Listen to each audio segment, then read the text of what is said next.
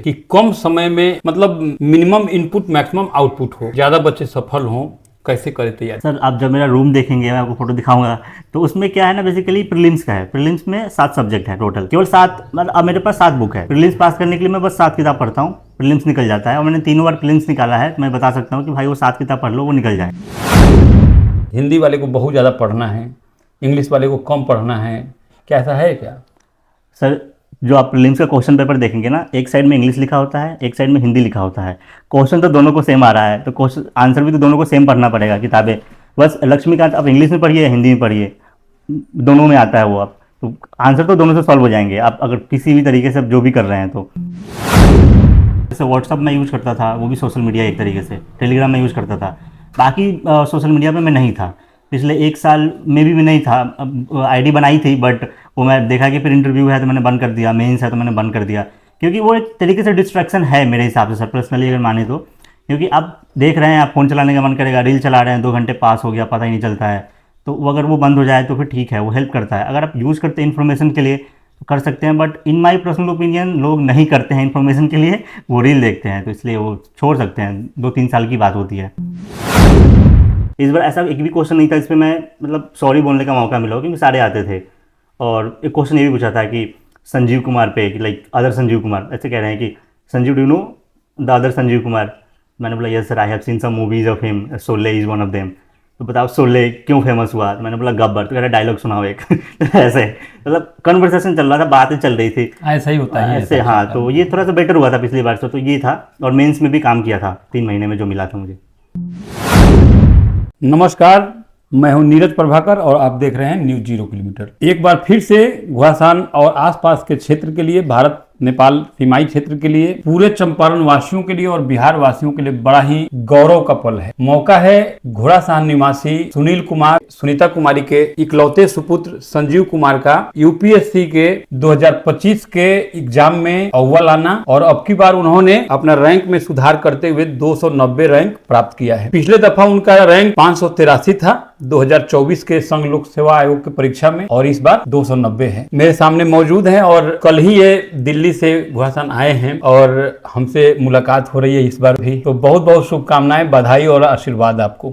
धन्यवाद। अब कैसा लग रहा है इस साल? सर पिछली बार थोड़ा सा रह गया था, क्योंकि मुझे भी लग रहा था कि 10-15 नंबर 20 नंबर और होता तो आईएएस पिछली बार ही मिल जाता, बट वो नहीं मिला। तो मैंने सोचा कि एक बार और देते हैं, तो इस बार हुआ है तो काफ़ी अच्छा लग रहा है। एक तरीके से इस एग्जाम के साइकिल से बाहर निकल गया कि अब एग्जाम नहीं देना है। वो खुशी ज़्यादा है क्योंकि आईएएस हुआ है, ये हुआ है, तो लग रहा है कि अब एग्जाम नहीं देना है, अब खत्म, कोई एग्जाम नहीं देना है, तो इसलिए ज़्यादा खुशी हो रही है। तो इस बार में और पिछले बार में क्या अंतर है, एग्जाम के दृष्टिकोण से भी, रिजल्ट के दृष्टिकोण से भी, और फिर आप अपने बारे में भी बताएं कि क्या अंतर है? तो पिछली बार था कि रैंक एक तरीके से सेटिस्फैक्ट्री था कि ठीक है रैंक आया है, तो उस समय ज़्यादा खुशी थी। आईपीएस रैंक था पिछले बार? IRS custom and indirect excise मिला था बाद में। अच्छा। क्योंकि आईपीएस की सीट्स 200 से 150 कर दिया, 147 कर दिया था, तो सीट्स कम होने की वजह से आईआरएस कस्टम दिया था। इस बार ही आईएएस मिलेगा। तो एक तरीके से वो है कि जो पहले शुरू से स्टार्ट किया था कि आईएएस के लिए तैयारी कर रहे थे, तो आईएएस मिलेगा इस बार, तो वो ज़्यादा खुशी है। अच्छा, पिछले दफा और इस बार 1 साल का ड्यूरेशन है, इस 1 साल के अंदर में आपने इसके बीच में तैयारी को लेकर क्या क्या काम किया? सर जैसे अप्रैल में रिजल्ट आया था 22 तारीख को, उसके बाद मैं 1 महीना मिला मेरे को, अप्रोक्सीमेटली 20 डेज मान ले प्रीलिम्स के लिए, क्योंकि मई के लास्ट में प्रीलिम्स होता है। तो 1 महीने मैंने प्रीलिम्स का जितना तैयारी हो सकता था मैंने किया, क्योंकि तैयारी तो पिछले 3 साल से था ही, 1 साल और उसमें ऐड हुआ, 4 साल हो गए। तो उसमें जो किया तो प्रीलिम्स में अच्छे मार्क्स आए बेसिकली, क्योंकि प्रिपरेशन पहले से था, प्रैक्टिस थोड़ा सा हो गया 10-12-15 दिन में जो भी। उसके बाद 3 महीने का मेंस मिला, तो मेंस में था कि प्रिपरेशन तो पूरा था पहले से, क्योंकि सिलेक्शन हो चुका था।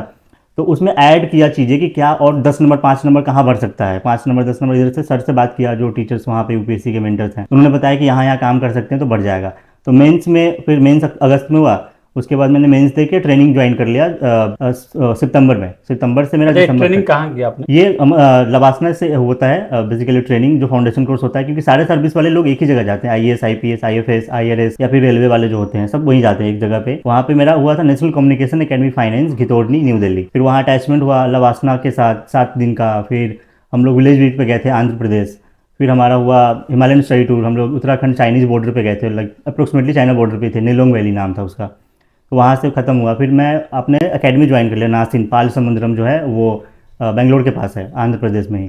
तो वहाँ से मैंने जब इंटरव्यू का कॉल आया तो मैंने 2 महीने की छुट्टी ले ली कि तैयारी करने के लिए टाइम चाहिए। तो उन्होंने दिया EOL दिया, एक्स्ट्रॉर्डनरी लीव बोलते हैं उसको। उस दौरान यहाँ इंटरव्यू 25 तारीख हुआ लास्ट महीने, फिर अभी रिजल्ट आया है। तो ये 1 साल का पूरा जर्नी बता दिया मैंने आपको कैसे कैसे क्या हुआ।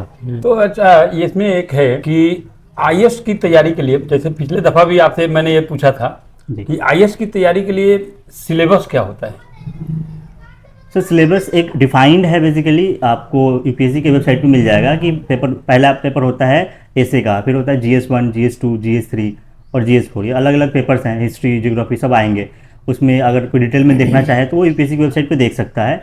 उसके बाद 2 ऑप्शनल पेपर होते हैं। मेरा ऑप्शनल पेपर PSIR था, तो वो 2 ऑप्शनल होते हैं। फिर 2 लैंग्वेज पेपर होते हैं। हिंदी, जो मैं मतलब हिंदी भाषी हूँ तो हिंदी मैंने लिया, बाकी कोई भी लैंग्वेज ले सकता है, बंगाली ले लो या फिर कोई भी तमिल तेलुगु ले सकता है, मैंने हिंदी लिया था। उसके बाद एक होता है इंग्लिश पेपर। ये दोनों के मार्क्स ऐड नहीं होते हैं, ये बस पास करना है आपको। अगर पास नहीं हुए तो आपकी बाकी कॉपी चेक ही नहीं होते बेसिकली, तो आपको ये पास होना है, बाकी की कॉपी फिर चेक होंगे।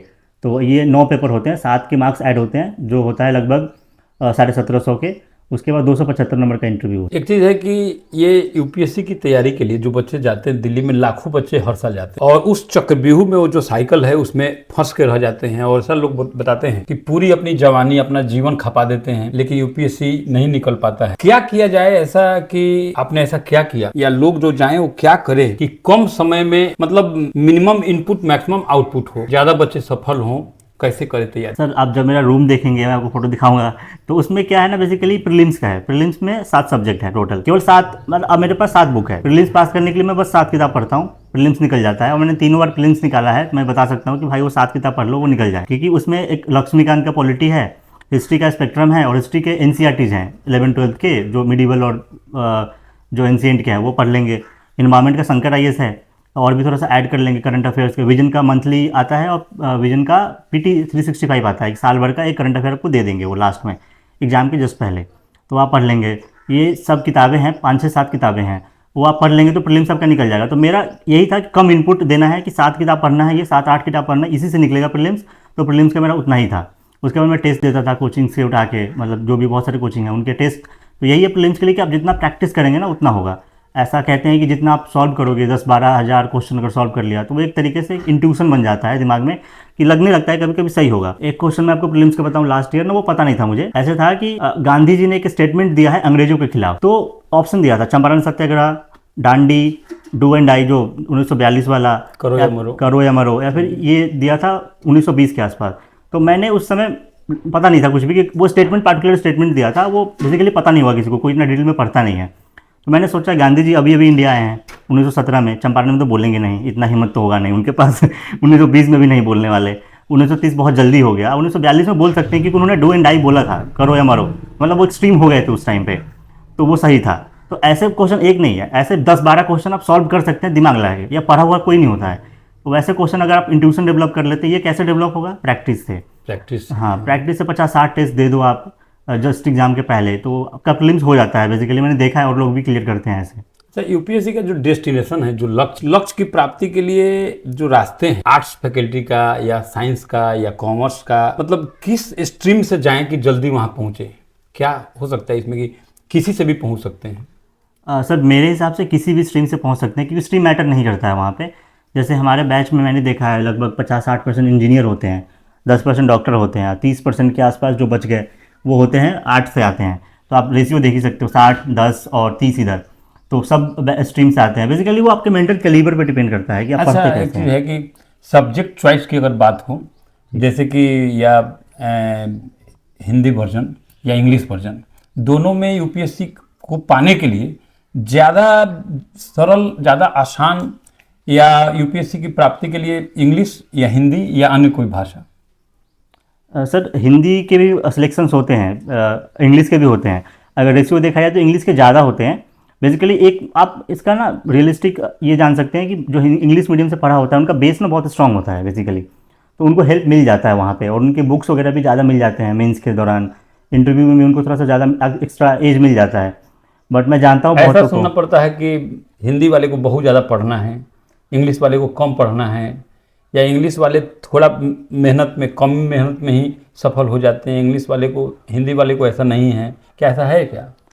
सर जो आप प्रीलिम्स का क्वेश्चन पेपर देखेंगे ना, एक साइड में इंग्लिश लिखा होता है, एक साइड में हिंदी लिखा होता है। क्वेश्चन तो दोनों को सेम आ रहा है, तो क्वेश्चन आंसर भी तो दोनों को सेम पढ़ना पड़ेगा किताबें। बस लक्ष्मीकांत आप इंग्लिश में पढ़िए या हिंदी में पढ़िए, दोनों में आता है वो। आप तो आंसर तो दोनों से सॉल्व हो जाएंगे आप अगर किसी भी तरीके से आप जो भी कर रहे हैं तो ये ऐसा नहीं है कि ज़्यादा पढ़ना पड़ता है, कम पढ़ना पड़ता है, बट एक तरीके से स्ट्रेटजी से पढ़ना पड़ता है। जैसे मैंने आपको बताया प्रीलिम्स के लिए 7 किताब पढ़ा मैंने, वही वो हिंदी वाला पढ़ ले, हिंदी मीडियम में उनका निकल जाएगा। तो ऐसे ही है, बस एक स्ट्रेटजी है, गोल होना चाहिए कि करना है तो कर लेगा। अब बेसिकली वो राउंड द बुश होता है ना कि दुकान में गए 5 किताबें और उठा ली, पढ़ना है नहीं उनको, बस रख लिया, कभी पढ़ लिया, तो ऐसे नहीं कर सकते हैं। अच्छा, क्या जादू किया आपने कि 583 290 हो गया? ऐसा कुछ कुछ जगह पे मैंने काम किया। क्योंकि जैसे टाइम तो आपको बहुत कम मिला, मगर आपने ये करिश्मा किया है, कैसे हुआ? सर बेसिकली मुझे लग रहा है इंटरव्यू मेरा बेटर गया इस बार। पिछली बार मेरा 168 मार्क्स था, तो वो एवरेज था। इस बार थोड़ा सा बेटर हुआ। इस बार शुक्ला सर के बोर्ड थे, वो लेफ्टिनेंट जनरल है, आर्मी से थे, तो उन्होंने मेरे से क्वेश्चन पूछा पहला ही कि क्या कर रहे हो आजकल? तो मैंने बोला sir I am in the IRS customs and undergoing training currently. तो उन्होंने बोला कि ठीक है, मतलब वो थे कि सर्विस से आया है कोई, तो इसको पहले सिलेक्शन लिया है तो ठीक है। फिर उन्होंने ऐसे राउंड घूम रहा था, मतलब लाइक 5 लोग होते हैं। जैसे मेरे से इंटरव्यू में पूछा था, एक क्वेश्चन बहुत इंटरेस्टिंग था। उन्होंने पूछा महाभारत का अभी के प्रेजेंट कॉन्टेक्स्ट में क्या रोल है, तुम क्या सोचते हो? तो सर मेरा PSIR ऑप्शनल है, तो हमें पढ़ना पड़ता है सब थोड़ी चीज़ें। तो मैंने एक बुक पढ़ा था अरविंद शर्मा का, उसमें एसे ऑन महाभारत था। तो उन्होंने लिखा था कि अगर दुनिया से सारी किताबें खत्म हो जाए, बस एक किताब बचे महाभारत, तो दुनिया में जितने भी क्वेश्चन है उसके आंसर दे सकता है। और लॉर्ड कृष्णा को हम लोग पहला डिप्लोमेट कह सकते हैं। तो सर इम्प्रेस हुए, और शुक्ला सर देख रहे थे, तो उन्होंने भी थोड़ा सा इम्प्रेस हुए इस चीज़ को लेकर कि इसको उस डिटेल में पता है ये सब चीज़ें। तो कह रहे थे अच्छा बताओ क्या हुआ था, मतलब कोई इंसिडेंट तो बताओ कि डिप्लोमेट कैसे थे लॉर्ड कृष्णा। तो मैंने बताया सर वो 5 गांव वाला, जो कह रहे थे 5 गांव ही दे दो एटलीस्ट, हम लड़ाई नहीं करेंगे। बट डिप डाउन वो जानते थे कि मुझे अधर्म खत्म करना है, धर्म स्टैब्लिश करना है। तो ये दूसरे मेंबर पूछ रहे थे, शुक्ला सर इसको नोटिस किए थे दोनों चीज़ को। जब शुक्ला सर की बारी आई तो उन्होंने मेरे से ये पूछा कि बताओ अभी क्या इंपॉर्टेंट है, महाभारत या रामायण? मैंने बोला सर दोनों अपनी अपनी जगह इंपॉर्टेंट है, बट मैं देखूँ तो महाभारत बहुत डिटेल में है, तो ज़्यादा इंपॉर्टेंट है आयर पर्सपेक्टिव से। तो फिर वो क्वेश्चन काउंटर कर रहे हैं कि तुम कह रहे थे कि लॉर्ड कृष्णा तो लड़ाई धर्म की बात कर रहे हैं, उन्होंने तो लड़ाई करवा दी, वो चाहते तो किसी को नहीं मरवाते, वो भगवान थे। मैंने बोला सर एक ज़रूरी था उस टाइम पे बिकॉज ऑफ देयर डीड्स, कि उन्होंने पाप किया था पहले, तो वो धर्म स्टैब्लिश करना है। फिर कह रहे थे रावण बताओ, रावण ज़्यादा बुद्धिमान था या राम मर्यादा पुरुषोत्तम? तो मैंने बोला सर कि मर्यादा पुरुषोत्तम ज़्यादा इंपॉर्टेंट है, बट आज कलयुग है तो इट्स लाइक वेरी डिफरेंट है, रियलिस्टिक होना पड़ेगा, तो थोड़ा सा ऑनेस्टी को भी ट्वीट कर सकते हैं। तो कह रहे हैं तुम ऑनेस्टी को ट्वीट करेगा, करप्शन भी करेगा क्या? तो फिर सर हंसने लगे, फिर बोल रहे हैं कि मैंने बोला नहीं सर वो सब फाउंडेशनल वैल्यू है, उसको तो ट्वीट नहीं कर सकते, जो हो सकता है उसको कर सकते हैं। तो ये थोड़ा सा कन्वर्सेशन मोड में था इंटरव्यू, बेटर था पिछले साल से। पिछले साल मेरा इंटरव्यू थोड़ा सा क्वेश्चन आंसरिंग जैसा था, कि वो क्वेश्चन पूछ रहे थे मैं आंसर दे रहा था, कुछ नहीं आए थे पिछली बार क्वेश्चन। इस बार ऐसा एक भी क्वेश्चन नहीं था इस पर मैं मतलब सॉरी बोलने का मौका मिला, क्योंकि सारे आते थे। और एक क्वेश्चन ये भी पूछा था कि संजीव कुमार पे, कि लाइक अदर संजीव कुमार, ऐसे कह रहे हैं कि Sanjeev do know the other Sanjeev Kumar? मैंने बोला yes sir I have seen some movies of him, Sholay is one of them. तो बताओ शोले क्यों फेमस हुआ? तो मैंने बोला गब्बर। तो कह रहा डायलॉग सुनाओ एक। ऐसे मतलब कन्वर्सेशन चल रहा था, बातें चल रही थी, ऐसा ही होता है ऐसे। हाँ तो ये थोड़ा सा बेटर हुआ था पिछली बार से, तो ये था। और मेंस में भी काम किया था 3 महीने में जो मिला था मुझे। तो संजीव कुमार की प्रारंभिक शिक्षा दीक्षा घोड़ासान में हुई है, और स्थानीय ज्ञान ज्योति विद्यालय से इन्होंने मैट्रिक की परीक्षा को पास किया, 10th बोर्ड को पास किया। 2017 बैच के स्टूडेंट रहे हैं, मैट्रिक इन्होंने 2017 में किया। हम लोग चाहेंगे कि ये सदा आगे बढ़ते रहें। और एक प्रश्न सर जाते जाते ये है आपके लिए कि आप घोड़ासान को अब UPSC की परीक्षा के लिए या PCS परीक्षा के लिए या SSC की परीक्षा के लिए या अन्य प्रशासनिक परीक्षाओं के लिए घोड़ासान को कहाँ पाते हैं आप? इसका पहला क्वेश्चन था कि कहाँ पे हैं हम लोग। तो इस साल आपको बताऊं, मैं डाटा दूं तो 4 लोगों ने इंटरव्यू दिया था घोड़ासान ब्लॉक से। मैं नाम नहीं लूँगा बाकी लोगों का, क्योंकि प्राइवेसी कंसर्न। तो बेसिकली 4 लोगों ने दिया था। तो आप देख सकते हैं कि देश भर में 4 लोग इंटरव्यू दे रहे हैं, 3000 लोगों में। केवल घोड़ासान ब्लॉक का नाम ले रहा हूँ, मोतिहारी का भी नहीं कह रहा मैं। अच्छा। तो इट्स लाइक हाँ काफ़ी आगे बढ़ रहे हैं, काफ़ी बच्चे प्रिपेयर भी करते हैं अभी UPSC के लिए, तो ठीक है वो लोग कर रहे हैं। कुछ कुछ चीज़ें और चेंज करने की ज़रूरत है, क्योंकि गाइडलाइन नहीं मिलता है बच्चों को कि क्या पढ़ना है, कैसे पढ़ना है। क्योंकि एक तरीके से बहुत सारे टीचर्स हैं, बहुत सारे लोग बताते हैं कुछ ना कुछ, बहुत सारे यूट्यूब चैनल बन गए हैं आजकल, कोई कुछ गलत बताता है, कुछ ये बताता है।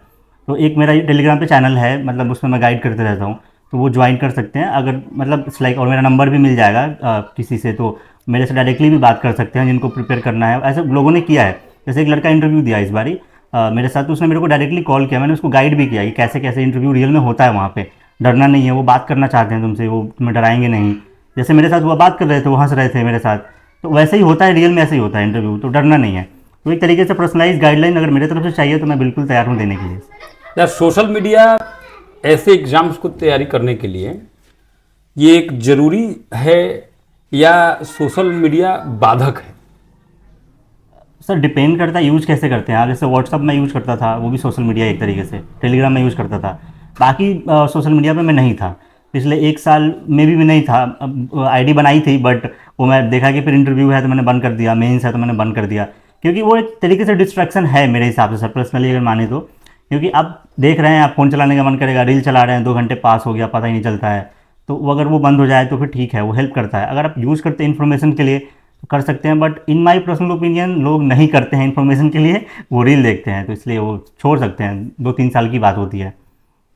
तो ये थे संजीव कुमार, जो इस बार 2025 के संघ लोक सेवा आयोग के परीक्षा में पूरे भारत देश भर में 290 रैंक ला करके आईएएस प्राप्त किया है। और ऐसी उम्मीद है कि इनको अच्छे स्टेट में अच्छा कैडर मिलेगा। हाँ जी, रुकिए, जाने से पहले मेरे चैनल को लाइक करें, सब्सक्राइब करें और बेल आइकन जरूर दबाएं, ताकि कोई भी मेरा न्यूज़ सबसे पहले आप तक पहुंचता रहे। धन्यवाद।